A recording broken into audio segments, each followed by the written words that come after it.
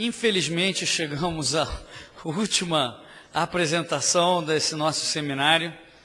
É com grande prazer que eu vou chamar para a palestra, cujo tema é Vidas, Paralelas, Liberdade e Poder, o nosso grande ídolo, inspirador, o legendário fundador do Mises Institute, Lew Rockwell.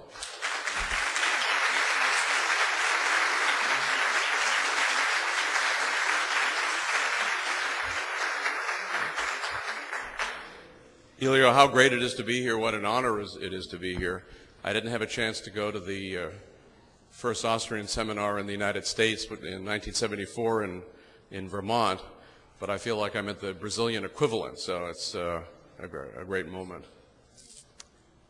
I'm going to talk about two economists who lived parallel lives and pursued two different and contrary goals.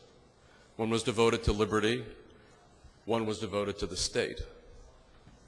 The first remained a teacher for his entire life, never in any prestige institution, never exercising any power.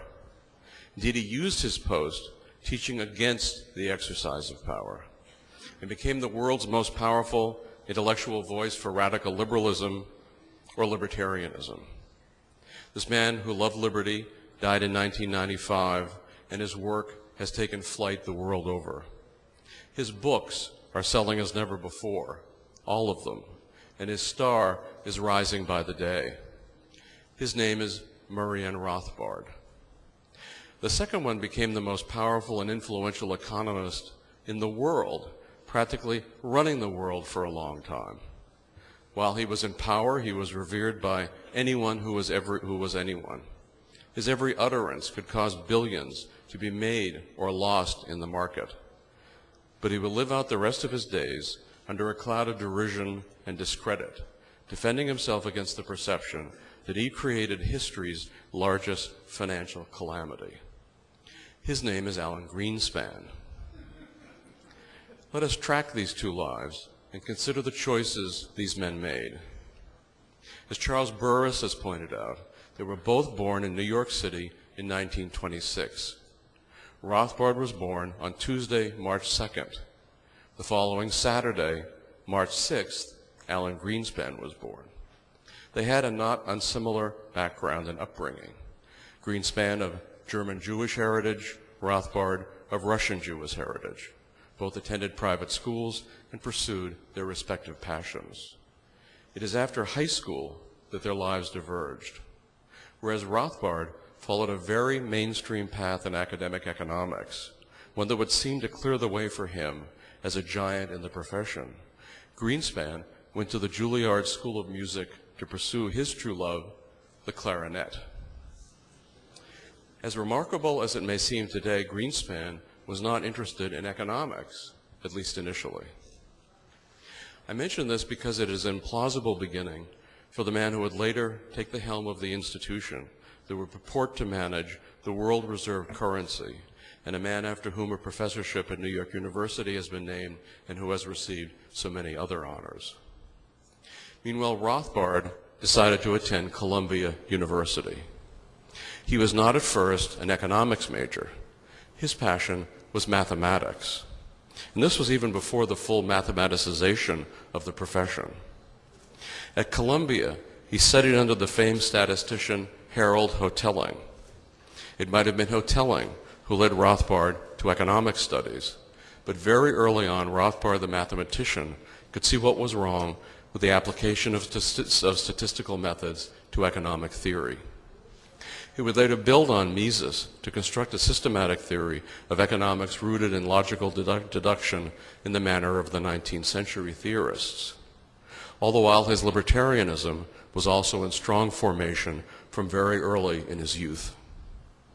As implausible as it may seem today, Rothbard's biography would seem to be exactly what made for professional triumph in the mainstream of opinion and with the powers that be.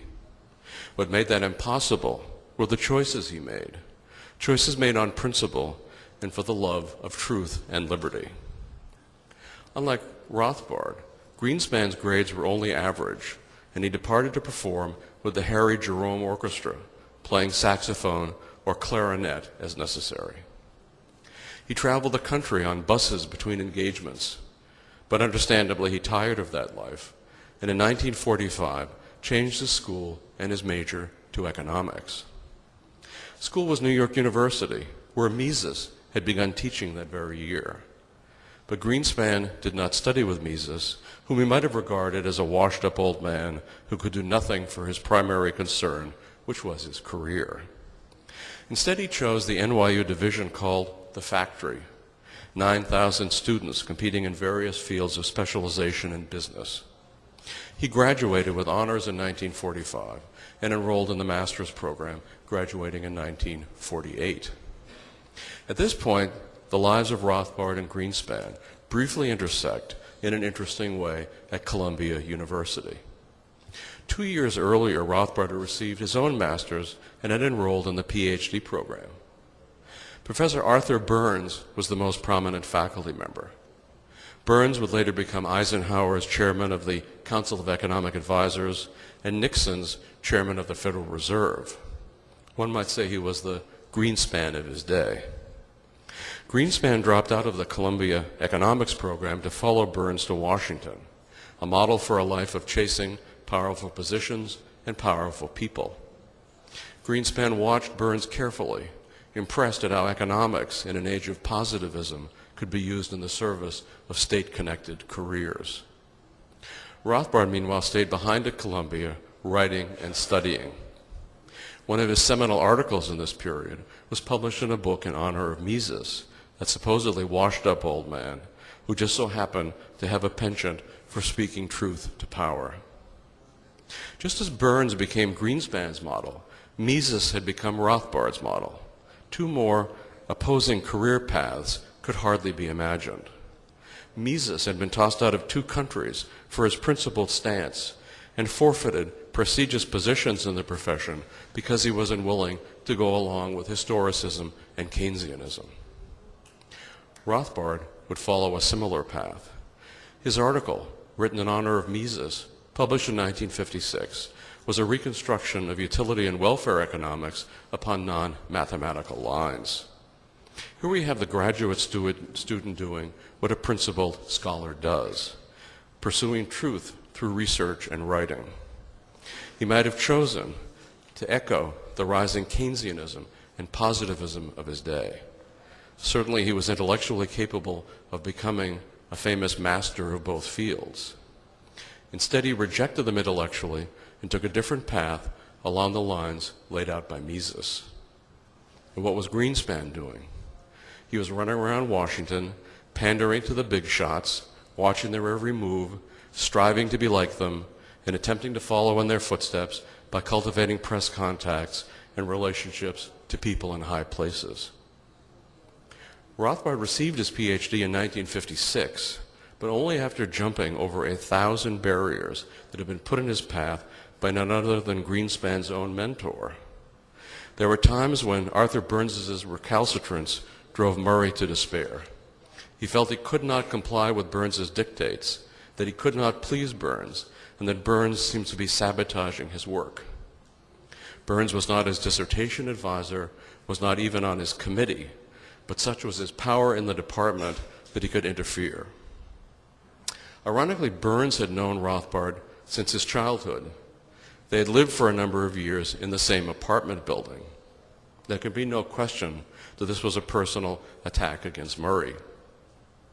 Only when Burns moved away and became so wrapped up in Washington politics that he no longer cared was Rothbard finally able to win out, and his PhD was awarded in 1956. Now let me make a few comments about Rothbard's dissertation.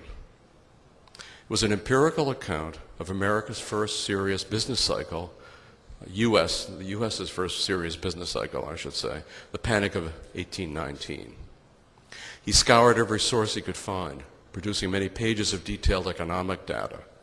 He also knew the importance of ideology and personality in the history of economics, so he recounted the debates over the policy response. Then as now, people urged intervention. But unlike today, the government did not respond to the demands for inflation, price supports, bailouts and fiscal stimulus. As a result, the panic ended and the economy recovered very quickly. What was the fate of this dissertation? For more than 50 years, it has been the standard reference on this episode. It was printed and reprinted many times, cited many times. Today, the Mises Institute has an edition, and it continues to sell on a large scale. Let me hop ahead to Greenspan's dissertation, which wasn't filed with New York University until more than 2 decades later in 1977. It was quickly sealed and continues to be unavailable to anyone. No one had any idea of what it contained until last year, when a single copy was leaked to a reporter for Barron's. What it contained was so irrelevant that it barely made the news. It was a collection of reports he had written for various purposes over the previous 20 years. A PhD granted for life experience, we might say. What did Greenspan do in the intervening years? He founded a consulting company, Townsend Greenspan, and worked for the National Industrial Conference Board. To understand Greenspan's firm and what it did, it's important to understand the role of the economic expert in an age of positivism. In the post-war period, the scientists with the Gnostic-style knowledge and shadowy connections to power ascended to massive public fame. The substance itself didn't matter so much as the illusion of expertise. What his firm sold was Greenspan to such powerful clients as J.P. Morgan and Company. Greenspan carefully crafted his image as an omniscient pundit on all matters related to economics. He used his connections to Burns and rising connections to all related power elites to build up a reputation as a monk-like data collector, poring over charts, coming up with printable comments and predictions. It was mostly illusion. There were no charts and data collections and machines to make perfect predictions. What Greenspan did was to commodify his own pandering ways and sell them to a culture hungry for illusions. All throughout the 60s and the decades following, he worked to craft his persona so as to fit perfectly with the prevailing ethos. That ethos was statism, the glorification of central management by the experts. Greenspan sought to be on the top of the heap. Let me say a few words about Greenspan's connections to Ayn Rand. The press routinely misunderstands the meaning of this relationship. The only writer who I think has gotten it right, aside from people in the inner circle like George Reisman, Nathaniel Branden, or Murray Rothbard, is Frederick Sheehan, author of Panderer to Power. Sheehan points out that Greenspan's relationship to Rand was always opportunistic and never had any effect on Greenspan's life. She was a famous author on the rise. Greenspan was the master of hitching his wagon to any horse on the move. Rand herself called him the Undertaker. She would frequently ask her associates, "Do you think Alan might basically be a social climber?" Her intuition, of course, was correct. But what the Rand episode illustrates is also terribly unflattering for Greenspan in another way. It is bad enough to be a person who cravenly seeks power while remaining in ignorance. But as Greenspan revealed in his 1965 article called Gold and Economic Freedom, written for Rand, he actually knew the truth. He knew that the Fed creates business cycles. He wrote this in his article, even getting the story of the Great Depression right. He knew that fiat money builds the state. He said that the gold standard is the only monetary guarantor of freedom. It's bad enough when a person devotes his life to the service of power, when he does it in a state of intellectual ignorance. But when the same person pursues a path in a state of published knowledge, it seems to me even more reprehensible. Thus, his relationship to Rand was no different from his relationship to anyone else. He used her as a stepping stone towards his real goal.